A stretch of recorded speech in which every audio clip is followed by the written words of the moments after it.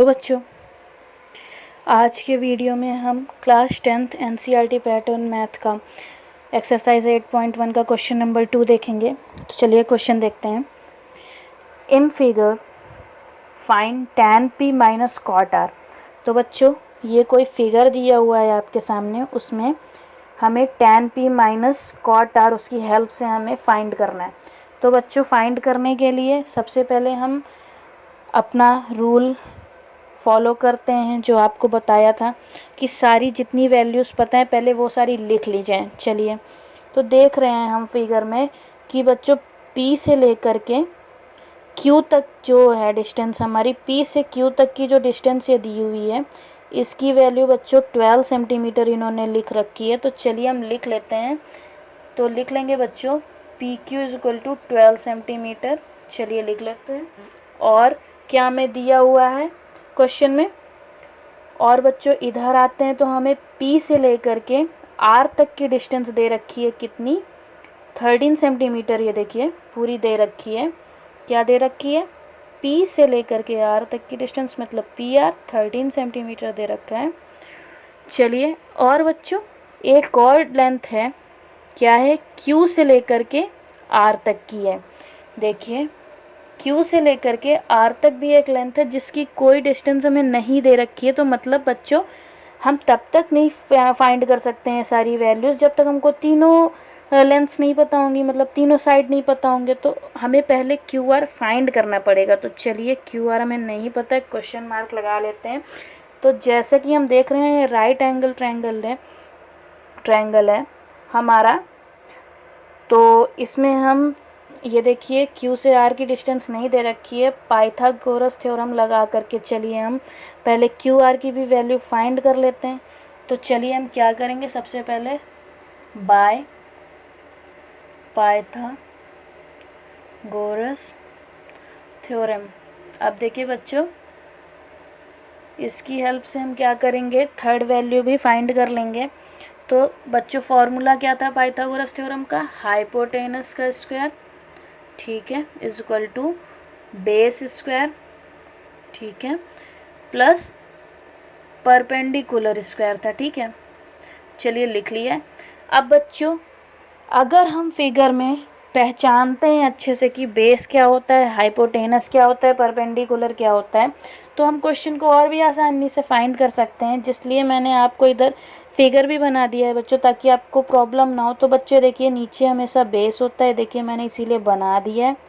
ये देखिए बेस है हमारा। परपेंडिकुलर बच्चों जो सीधी लाइन होती है, ये जो खड़ी लाइन होती है ये होती है। और हाइपोटेनस तो बच्चों तिरछी लाइन होती है। ये तो बहुत इजी है, सबको याद हो जाता है आसानी से हर बच्चे को, ठीक है। तो देखिए हम पहचान सकते हैं कि इसमें बेस क्या है, परपेंडिकुलर क्या है और हाइपोटेनस क्या है। तो चलिए हम देख लेते हैं बेस कहाँ से कहाँ तक है, हाइपोटेनस कहाँ से कहाँ तक है और परपेंडिकुलर कहाँ से कहाँ तक है। सारी चीज़ें हम लिख लेंगे। चलिए हाइपोटेनस बच्चों जैसे कि हम देख रहे हैं तिरछी लाइन होती है, इसमें देख रहे हैं। तो मतलब ये P से लेकर के हमारा R तक दे रखा है, मतलब कि PR वाली लाइन हमारी क्या है, हाइपोटेनस है। PR पे स्क्वायर लगा देते हैं क्योंकि हाइपोटेनस पे स्क्वायर लगा हुआ था। आगे बढ़ते हैं बच्चों, बेस हमारा नीचे होता है हमेशा, ठीक है, बेसमेंट सुना होगा। तो ये हमारा Q से लेकर के R तक दे रखा है बेसमेंट। चलिए मतलब Q से R तक QR हमारा बेस दे रखा है। तो बेस पे स्क्वायर था, QR पे भी स्क्वायर लगा देते हैं। आगे बढ़े, प्लस लगा था, प्लस लगा दिया। आगे बढ़ते हैं परपेंडिकुलर बच्चों, सीधी लाइन होती है वो देखिए कहाँ से कहाँ तक है, P से लेकर के Q तक है, ठीक है। और क्या है, 12 सेंटी, सॉरी अभी इसकी ज़रूरत नहीं है, P से लेकर के Q तक है। तो चलिए P से Q तक मतलब PQ है, परपेंडिकुलर पे स्क्वायर है, इस पर भी स्क्वायर लगा देते हैं। चलिए अब हमने इतना लिख लिया है, आगे बढ़ते हैं। अब हम वैल्यूज़ पुट कर देंगे, ठीक है, जो जो हमें पता है सारी वैल्यूज़ पुट कर देंगे, जो नहीं पता है उसकी जगह पे तो हमें वही फिर से लिख देना है। तो बच्चों PR क्या हमें दिया हुआ है, तो हाँ बच्चों ये देखिए PR हमें दिया हुआ है ये वाला 13 सेंटीमीटर, मतलब P से R तक की डिस्टेंस ये देखिए, P से लेकर के R तक की डिस्टेंस 13 सेंटीमीटर है। तो PR की जगह हम 13 लिख सकते हैं, लिख दिया। PR पे स्क्वायर था, इस पे भी स्क्वायर लगा देते हैं, ओके। इक्वल्स टू लगाया। उसके बाद क्यू आर की बारी आई। बच्चों क्यू आर की क्या कोई वैल्यू दी थी? नहीं दी थी, यही तो हमें फाइंड करनी है। तो चलिए हम क्यू आर की जगह फिर से क्यू आर लिख दें, कोई प्रॉब्लम है? नहीं है, लिख देते हैं। ओके आगे बढ़े, प्लस लगा दिया हमने, ठीक है। उसके बाद पी क्यू, क्या पी क्यू की वैल्यू दे रखी है? मतलब पी से लेकर के क्यू तक की, हाँ दे रखी है 12 सेंटीमीटर। पी क्यू की जगह हम 12 सेंटीमीटर लिख देते हैं, 12 लिख करके उस पर स्क्वायर लगा देते हैं। ओके अब बच्चों बारी है इन सब का स्क्वायर ओपन करने की। ओके तो चलिए पहले 13 का स्क्वायर देख लेते हैं। 13 का स्क्वायर करके तो 13 से इंटू करवा देंगे, पता चल जाएगा स्क्वायर क्या होगा इसका। 3 3 जा 9, 3 1 जा 3, और आगे बढ़ें 1 3 जा 3, 1 1 जा 1, तो 9 6 1। देखिए इसका स्क्वायर क्या हुआ बच्चों, 169 आ गया है। चलिए लिख दिया, ओपन कर दिया, इसका स्क्वायर इंटू करवाने पे आया इस इक्वल्स टू। आगे बढ़ते हैं इसके, ठीक है। अब क्यू आर तो हमें वैसे ही लिख देना है क्योंकि हमें पता ही नहीं है, यही तो फाइंड करना। उसके बाद 12 का बच्चे जानते हैं, फिर भी करके देख लेते हैं। 12 इंटू 12, चलिए इसका स्क्वायर बन करते हैं। 2 2 जा 4, 2 1 जा 2 इंटू 1 2 जा 2, और कट कर दिया इस जगह, 1 1 जा 1, ठीक है। 4 4 1 144, देखिए 144 होता है। चलिए लिख लिया। अब बच्चों हमें क्यू आर पता करना है, ठीक है। अब इसके लिए बच्चों हमें ज़रा सा काम करना पड़ेगा। जब तक हम 144 को उठा करके 169 के पास नहीं ले जाएंगे, मतलब 144 को हमको इधर लाना पड़ेगा, क्यू आर को अकेला छोड़ना पड़ेगा, तभी हम क्या कर पाएंगे, क्यू आर की वैल्यू पता कर पाएंगे, ठीक है। तो बच्चों जैसा कि हम देख रहे हैं कि हमारे पास 169 इक्वल्स टू के उधर पहले से दे रखा है, तो 169 दे रखा है। अब हम 144 को भी इधर ही ले आते हैं, ठीक है। तो 144 को हम इधर ले आए, बट बीच में साइन क्या लगेगा ये हम कैसे डिस्कस करेंगे। तो जरा हम चेक करते हैं 144 के बगल में किस चीज़ का साइन था, प्लस का था। तो प्लस का था तो प्लस का जस्ट अपोजिट माइनस लगा देंगे, ठीक है। उधर प्लस में था मतलब 144, तो इधर माइनस में हो जाएगा। अब जब 144 इधर चला आया है इसके पास, तो उधर सिर्फ क्यू आर का स्क्वायर बचा, ठीक है, लिख दिया। अब बच्चों इनको माइनस करवा के देख लेते हैं क्या आता है। मतलब 169 से 144 माइनस करवा लेते हैं, 5 आएगा, 2 आएगा, ये कट गया बच्चों। अब आगे बढ़ते हैं, मतलब 25 आ गया, 25 क्यू आर का स्क्वायर, ठीक है। अब बच्चों इधर को लिख लें, अटपटा लग रहा है, कोई प्रॉब्लम नहीं होगी, इधर लिखें या उधर, ठीक है। क्यू आर का स्क्वायर इज इक्वल टू 25 आ गया। अब बच्चों स्क्वायर नहीं में सिर्फ क्यू आर पता करना है, ठीक है। तो क्यू आर पता करना है, तो ये स्क्वायर इसको दे देते हैं, इधर रूट लगा देते हैं। इधर मतलब क्यू आर का अगर स्क्वायर हटा देंगे तो 25 के ऊपर हम रूट लगा सकते हैं, ठीक है। तो मतलब मैंने स्क्वायर से रूट खरीद लिया जो कि 25 के ऊपर लगा दिया। अब बच्चों हम देखते हैं रूट लग गया है। अब ये देखते हैं 25 किसका स्क्वायर आखिर, तो इसके लिए हम प्राइम फैक्टर एलसीएम निकाल के देख लेते हैं। 25, चलिए 5 5 जा 25, 5 1 जा 5, स्क्वायर की बात थी, 2 का पेयर ले लेते हैं, मतलब 5, और कोई तो पेयर है नहीं, ठीक है। तो सिर्फ 5 है, तो मतलब ये 5 का स्क्वायर है। तो बच्चों क्यू आर हमारा क्या था, 5 का स्क्वायर था, मतलब 5। तो क्यू आर की वैल्यू बच्चों हमारी आ गई क्या, 5 सेंटीमीटर। अब बच्चों देखिए हमें तीनों वैल्यूज़ पता चल चुकी है। 5 सेंटीमीटर, मतलब हमें ये भी पता चल गया 5 सेंटीमीटर था, ठीक है। अब तीनों वैल्यू पता चल चुकी हैं। अब हम क्या कर सकते हैं, जो हमें फाइंड करना है क्या, tan p minus cot r, अब ये हम फाइंड कर सकते हैं, ठीक है।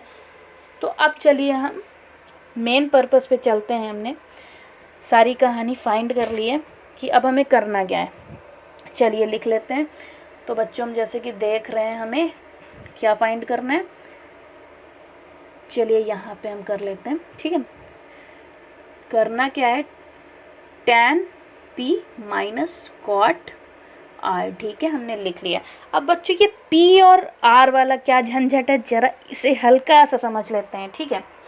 अब देखिए p, tan p मतलब इसमें जो tan की वैल्यू फाइंड करेंगे उसमें हम p को एंगल मान करके क्या करेंगे, क्वेश्चन सॉल्व करेंगे। मतलब p डायग्राम में जिधर लिखा होगा उधर साइड से हम एंगल मानेंगे, मतलब और फाइंड करेंगे वैल्यू, ठीक है। मतलब देखिए जैसे यहाँ P यहाँ पे दिया हुआ था, ठीक है, ये P दिया हुआ था हमारा, तो ये एंगल मानेंगे। अगर ये एंगल हम मान रहे हैं बच्चों, तो डायग्राम कुछ ऐसा आ जाएगा, देखिए ऐसा, मतलब कि ये देखिए P एंगल मान लिया ना, ऐसा डायग्राम आ जाएगा कुछ, यहाँ पे P हो जाएगा, ठीक है, और Q तो अपनी जगह 90 डिग्री का वो बना ही रहा था एंगल, वो तो वहीं रहेगा, और R इधर चला जाएगा। और जब ऐसा होगा तो हल्का सा चेंज क्या आ जाता है बच्चों, कि परपेंडिकुलर जो था वो बेस बन गया, और जो बेस था वो परपेंडिकुलर बन गया। इजी लैंग्वेज में हम ये भी कह सकते हैं कि एंगल, जैसे ये तो पहले से ही ये एंगल है हमारा यहाँ पे, तो इसमें तो बेस यही है, परपेंडिकुलर यही है। अगर हमसे आर कहते तो आर तो भैया ऊपर है, तो क्या करेंगे, जस्ट उल्टा हो जाएगा। पी का एंगल अगर हम कह दें, तो जो आर का एंगल रखने पे बेस ये आ रहा था और परपेंडिकुलर ये आ रहा था, तो अगर हम ऊपर साइड जो दिया था, जो यहाँ एंगल नहीं है, ठीक है, अगर उसे हम एंगल मान लें, मतलब P को मान लें, तो जस्ट उल्टा हो जाएगा। जो यहाँ पे बेस रहा होगा वो परपेंडिकुलर बन जाएगा, और जो परपेंडिकुलर रहा होगा वो बेस बन जाएगा। तो डायग्राम कुछ ऐसा है। तो देखिए जब P को एंगल माना तो PQ हमारा क्या बन गया, बेस, ठीक है, और RQ हमारा परपेंडिकुलर बन गया। अब उसी तरह कॉट R की जब बात आई, तो यहाँ अगर हम R एंगल मानेंगे, तो ये देखिए R एंगल मान के चलेंगे, तो यहाँ पे तो देखिए सही डायग्राम ही बना है 90 डिग्री, फिर उसके बाद आर एंगल बन गया, ठीक है। तो यहाँ पे तो सही कंडीशन है। वैसे देखिए आर एंगल मान रहे हैं, तो बेस हमारा क्या बन रहा है, क्यू आर बन रहा है, और